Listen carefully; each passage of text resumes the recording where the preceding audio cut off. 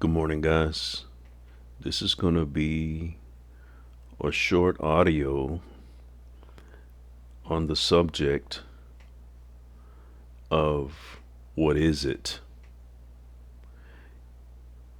What is it? Now, as we look at this uh, picture up top here, the question is what this is. What this is. Now, I'm going to try to keep it brief, and I want you to just pray about and think about what's going to be shared with you. Now, when God liberated the children of Israel, the Hebrews, from Egyptian captivity, and He led them throughout the desert, He provided everything that they needed. But if we look at their hard bondage, they gained very valuable wisdom while they were in slavery. They learned how to make bricks. So the Egyptians didn't teach them how to make bricks. God gave them this wisdom. Then, once their captors made them make bricks without straw, and He didn't provide any straw for them, they had to come up with ways to make bricks without straw. Who gave them that wisdom on how to do this? So during their captivity, God provided for them godly wisdom on how to do these things that the Egyptians were making them do. And once they were liberated from Egyptian captivity, Egypt was destroyed. But yet and still, the children of Israel, their God had given them everything that they needed. So they had to leave in a hurry. But the ability to make and the knowledge to make bread, to make bread, they carried it on their backs, on their shoulders. They carried it with them. So the ability to make bread they gained while they were in slavery. The ability to make bread they carried with them when they were liberated. Now, God provided them bread from heaven also. And they didn't recognize that blessing. As a matter of fact, it was sweet, um, round, sweet, small little disc. But God had to use His spokesman to tell them what it was. This is what it is. As we look around and we see what we consider to be a displacement of certain people from certain areas, that back in those days the Hebrews were gifted to do. What do I mean by that? The Hebrews were builders. They constructed things. They constructed buildings, whatever needed to be built. Who gave them that wisdom? That is one of those people's, these people's gifts to build.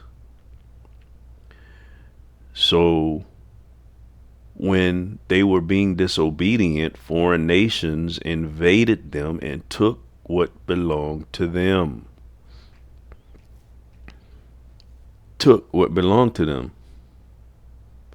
So when the nations were driven out, when the Lord fought their battles and they followed his plan,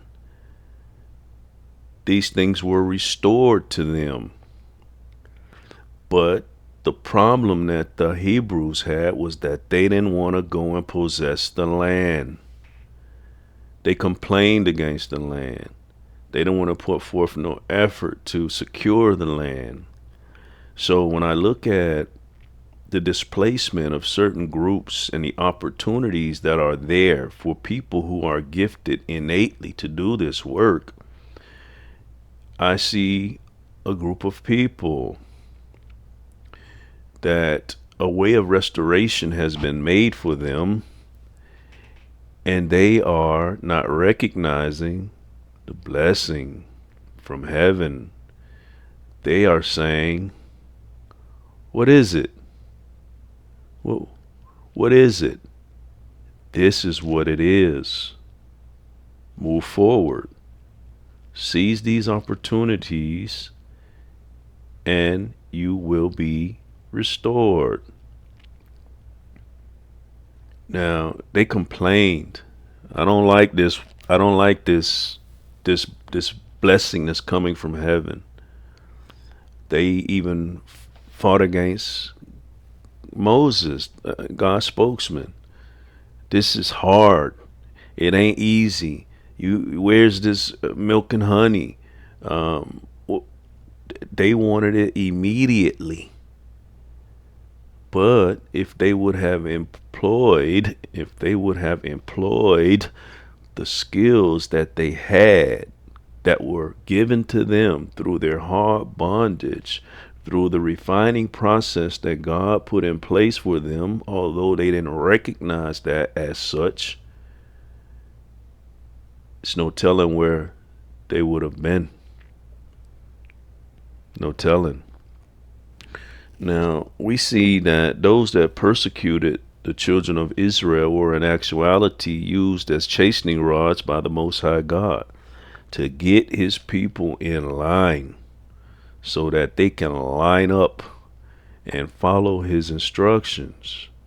Now, we see people who were fighting against the prophet Jeremiah when he told them, God said, this captivity is going to be long. Build you houses. Make your life comfortable through the skills that you have until I liberate you from Babylon. But people, leaders, fought against Jeremiah. They threw him in a pit. They made his life miserable because they didn't know what it was. They didn't recognize what it was, even though Jeremiah was trying to tell them. Now, there is an example in the Word of God of the Assyrian army, which was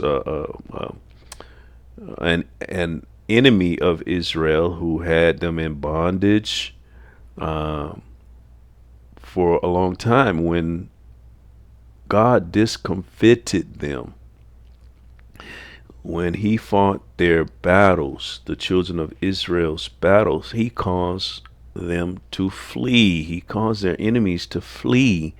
And what they did was they left behind more than enough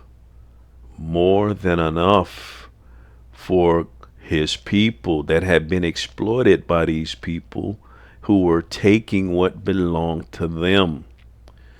So in the beginning, they really didn't understand what it was. So a couple of people went and they saw, man, look, it's an opportunity. They left all this stuff behind. They didn't understand what it was. But as they moved forward, what they saw was those people that God pushed out of those positions, created positions for them, and everything that they needed: horses, chariots, clothes, everything that they needed. But as usual, you had people that wanted to remain in Egypt, where things were easy, in bondage, and that's not what we are supposed to do. Now is the time to not complain, but to move forward and seize these opportunities and see what God will do for us, his people. Now, I'm going to keep this one real short, and I just want you to think about it. Think about it. Think about it.